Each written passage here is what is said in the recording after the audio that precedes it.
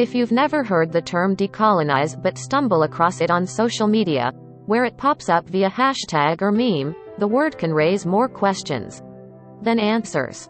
At first glance, the call to decolonize sounds like a challenge to change your way of thinking, but how isn't necessarily made clear. The word's origins come from a period in the 20th century when former colonies gained independence from the countries that once dominated them, think Algeria from France, or South Africa from Britain. By the 1990s, however, the term took on new meaning when academics and activists used it to describe the process of rejecting and reversing the social, economic, and psychological effects of colonization, which systemically deprived indigenous people, in particular, of their land, resources, relationships, traditions, and culture.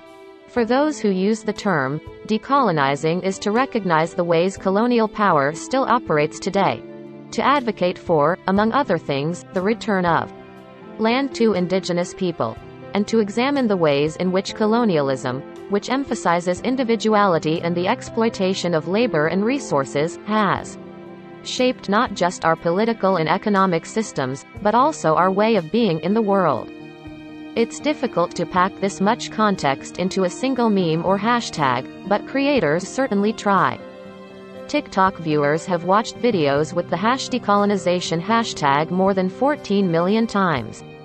The themes are wide-ranging, but the most popular clips include brief explainers on how white supremacy influences nutrition and diet culture and how the Romance languages of colonizers introduced homophobia to African cultures. Still, these brushes with the idea of decolonization are no substitute for understanding the history of colonization and its contemporary effects in the U.S. and around the world. The ideas that animate colonialism, like racial superiority and exploiting natural resources to amass vast personal or institutional wealth, are still very much alive today and affect indigenous peoples' fight for autonomy and equality. Macro and micro decolonization. Jimmy Lee Beason II, a member of the Osage Nation and professor in the indigenous Lawrence, Kansas, uses his Instagram posts about decolonization as a tool for information awareness, in order to draw attention to the concept. He conceives of most posts as a way to invite other Native people to look at things through the lens of decolonization and provide reassurance that they're right to challenge things like the Pledge of Allegiance and nationalism, which in turn can give them the confidence to pursue their original teachings and traditional values for themselves and within their communities. Memes and hashtags, in other words, are the starting point, not the conclusion. Beason, who was careful to note that his observations are based on his own personal experiences as well as academic research, and that he doesn't speak for all Native American people, believes that decolonization happens on a macro and micro level. He says the ascent of colonialism began in the 1400s, when Christian European nations like Spain and Britain began expanding their empires, looking for gold, glory, and God. Explorers typically viewed indigenous people across the globe as uncivilized and unable to appreciate the so-called wealth you could generate from extracting resources from the land, says Beason. Those views ultimately informed policies in America, and elsewhere, that systematically deprived indigenous people of everything they held dear: land, family, tradition, culture, and beliefs. In the U.S., for example, the Indian Removal Act of 1830 gave the U.S. authority to forcibly displace tribes so that white settlers could take their land. One study recently published in Science estimated that Native Americans lost nearly 99% of the land they historically occupied. More than 40% of tribes represented in historical records have no land at all today, according to the research. The authors found that tribes were forced to inhabit land with less valuable natural resources, and that the terrain is also more likely to be vulnerable to climate change today. Importantly, that land often had little to no connection to past traditions and spiritual practices. Not only was the U.S. government using the military to invade our territories and colonize them, they were trying to colonize our minds. It's not correct to talk about historical colonialism, Kyle White, the study's co-author and a member of the Citizen Potawatomi Nation, told Science magazine. Colonialism and land dispossession are present factors that increase vulnerability and create economic challenges for tribes. Other forms of colonization are just as devastating. When the U.S. government created boarding schools to separate Native American youth from their families in tribes and sent missionaries to convert Native Americans of all ages to Christianity, it frequently led to the prohibition of tribal languages, ceremonies, and traditions. Beeson describes boarding schools as places where children would have their cultural identity erased. Not only was the U.S. government using the military to invade our territories and colonize them, they were trying to colonize our minds, he says.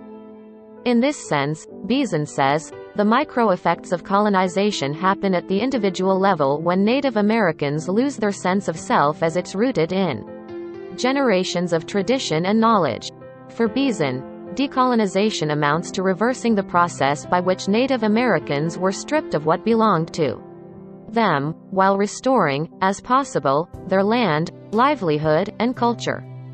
What does decolonization mean in practice? While anyone can practice decolonization, it may look different for Indigenous people who've experienced the first-hand effects of colonization. Beeson says that decolonization is a very personal act for Native Americans. It can mean relearning languages and customs, getting reacquainted with relatives, and becoming reconnected with value systems that existed prior to colonization. He notes that rejecting individualism while embracing that you're equal parts in a greater scheme that's kind of beyond us is key to this process. For tribes that have lost their language and ceremonies, it can mean adopting practices gifted to them by other tribes, which importantly strengthens the bonds of greater kinship. Beeson warns that it's not going to look exactly the same for every individual or tribe, because they've experienced varying levels of colonization over the centuries.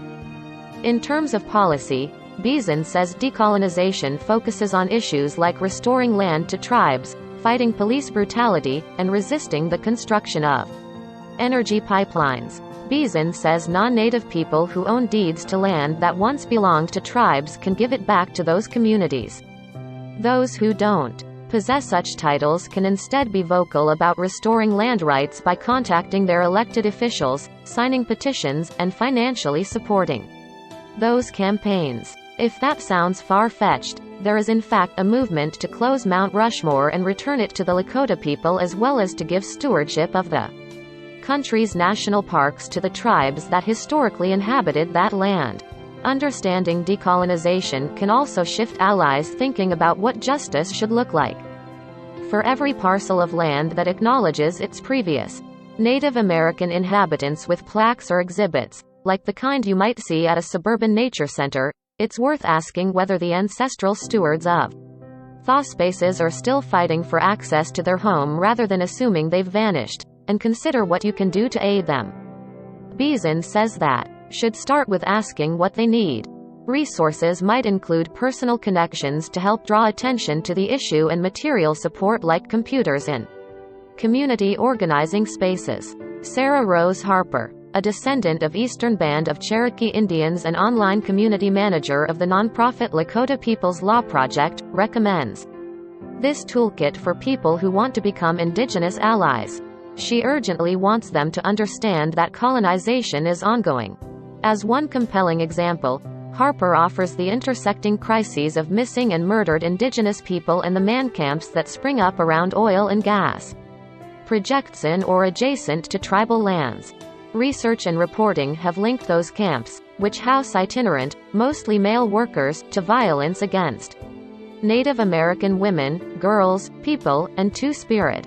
The latter is a term used by some Indigenous people to describe another gender role that is neither male or female. Despite the high stakes, only the federal government, not tribal or state authorities, can prosecute crimes committed by non-Native Americans against tribal members. The government has historically failed to prosecute such cases, including those of sexual violence.